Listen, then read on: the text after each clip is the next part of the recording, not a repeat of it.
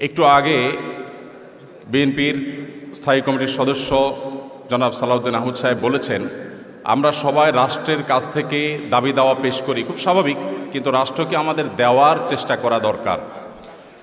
তার সাথে পরিপূর্ণভাবে সহমত পোষণ করে একটি কথা আমি বলতে চাই, সেটা হলো এদেশের 3 লক্ষ মসজিদের কমপক্ষে 6 লক্ষ ইমাম মুয়াজ্জিন রাষ্ট্রকে দেওয়ার জন্য প্রতিনিয়ত চেষ্টা করেন এবং দিয়ে যাচ্ছেন। দুর্ভাগ্যজনক বাস্তবতা, স্বাধীনতার 50 বছর পরেও ইমাম মুয়াজ্জিন এবং আলেম ওলামাদের কোনো অবদানের স্বীকৃতিটুকু রাষ্ট্র কখনো দিতে পারে নাই।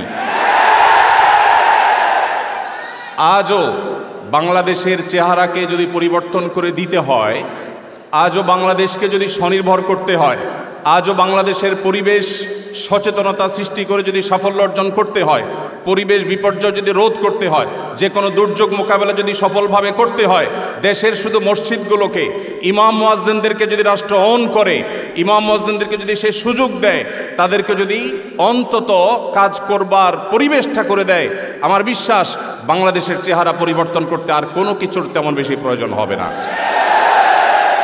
3 লক্ষ মসজিদ সরকারি হিসেব মতো কমপক্ষে 3 লক্ষ মসজিদ, আরও বহু আগে বলা হয়েছে, সেটা এখন 3 লক্ষের অনেক বেশি চলে গেছে স্বাভাবিকভাবে।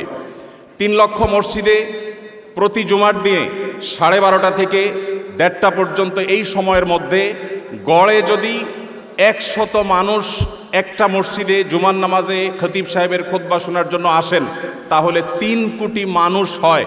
বাংলাদেশের সমস্ত টিভি চ্যানেল, সমস্ত মিডিয়া একযোগে সবচেয়ে পিক টাইমে এত বেশি দর্শক কখনো পায় বলে আমি মনে করি না। এবং সারা সপ্তাহের সবচাইতে মূল্যবান সময় বৃহস্পতিবার রাতে, শুক্রবার অফিস নেই, স্কুল কলেজ নেই, মাদ্রাসা নেই, সবাই ফ্রেশ একটা ঘুম দিয়ে, সপ্তাহের সবচাইতে ভালো গোসলটা দিয়ে, সবচেয়ে ভালো নাস্তাটা করে, সবচেয়ে সুন্দর পোশাকটা পরে, সবচেয়ে ভালো আতর পারফিউম ব্যবহার করে, সবচেয়ে মূল্যবান সময়টা খতিব সাহেবদের সামনে গিয়ে দোজানো হয়ে বসে। পৃথিবীর অন্য কোনো কৃষ্টি, কালচার, কোনো সিস্টেমে একসাথে একটা দেশের 3 কোটি মানুষকে অ্যাড্রেস করার এই সুযোগ ইমাম সাহেব, খতিব সাহেবরা ছাড়ার কারোর হাতে নেই।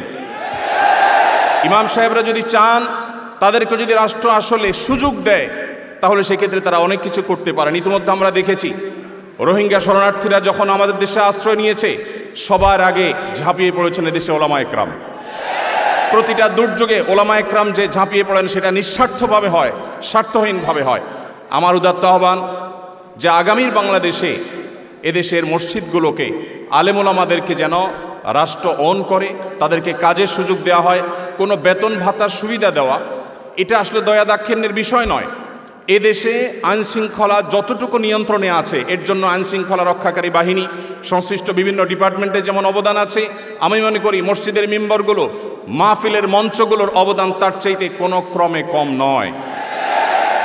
এদেশ থেকে যৌতুককে যে জাদুঘরে পৌঁছে দেওয়া হয়েছে, কারা জাদুঘরে যৌতুককে পৌঁছে দিয়েছে? এদেশে যৌতুকের অভিশাপ থেকে মুক্ত করার সবচেয়ে বড় ক্রেডিট একমাত্র ওলামা একরামের। এখনো কোনো মসজিদের মিম্বর থেকে, কোনো মাহফিলের মঞ্চ থেকে মানুষকে চুরি করতে, দুর্নীতি করতে, ডাকাতি করতে, মাদকাসক্ত হতে, কোনো খারাপ কাজের প্রতি আহ্বান করা হয় না। এই সমস্ত মঞ্চগুলো থেকে বহু মানুষ খারাপ পথ থেকে ফিরে আসে। আমরা যদি একটা সৎ, দক্ষ এবং ভালো নাগরিক গড়ে তুলতে চাই, তাহলে সেক্ষেত্রে মসজিদগুলোকে আমাদের অন করতে হবে। আমি বিশ্বাস করি আগামীর বাংলাদেশে সেটি হবে, আমরা সবাই সেটি প্রত্যাশাও করি।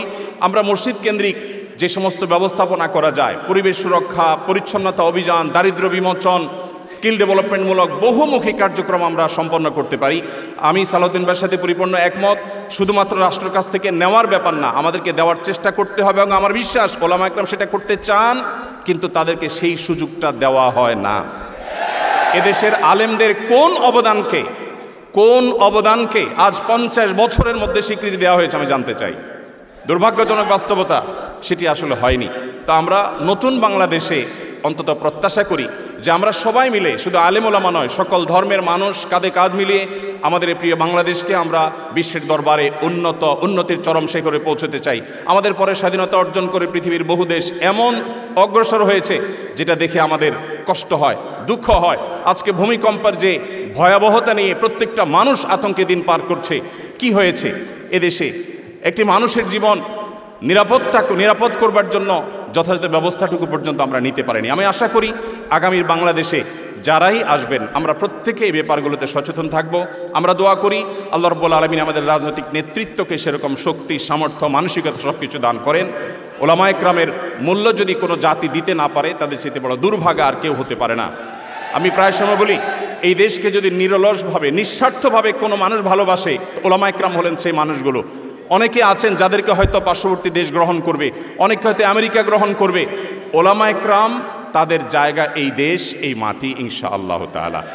তো আমি আশা করছি মসজিদে ওলামা একরাম নির্বিঘ্নে তাদের দায়িত্ব পালন করবেন। আলেমদেরও দায়িত্বশীলতার জায়গা আছে, আলেমরা যথেষ্ট দায়িত্বশীলতার সাথে আমাদের দায়িত্বগুলো পালন করতে হবে।